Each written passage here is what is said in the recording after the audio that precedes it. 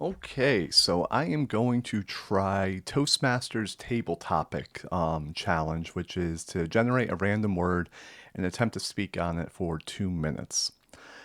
I don't know how I'm going to do this. Is my first time doing it, but I am going to try to do this regularly in order to get better at speaking. So I'm first going to generate a random word, which is state, and I'm going to put 2 minutes on the clock. So we are going to look at the word state.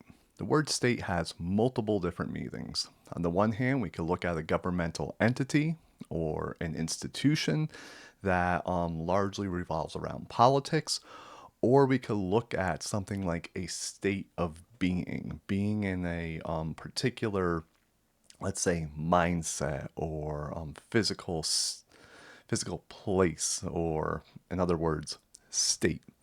Um, I want to focus on the state as a political institution and what its boundaries are, how it's defined, and things like that.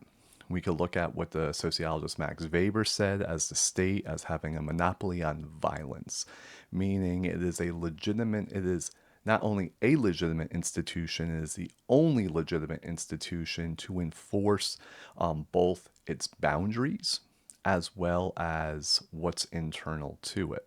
The state also has powers to do things like tax in order to fund itself. It also has the power to determine who is part of the state and who isn't in terms of citizenship and things like that.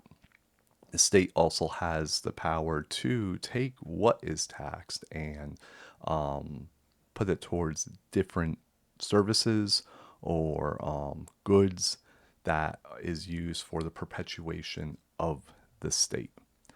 In a liberal state, modern liberal state or a nation state, the state is really focused on, though determining what is not only internal to it, but also what is external to it.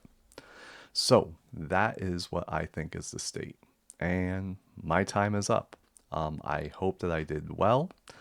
Just looking back on it, that was really nerve wracking, and I didn't really know what to say. And I didn't know what was true or not.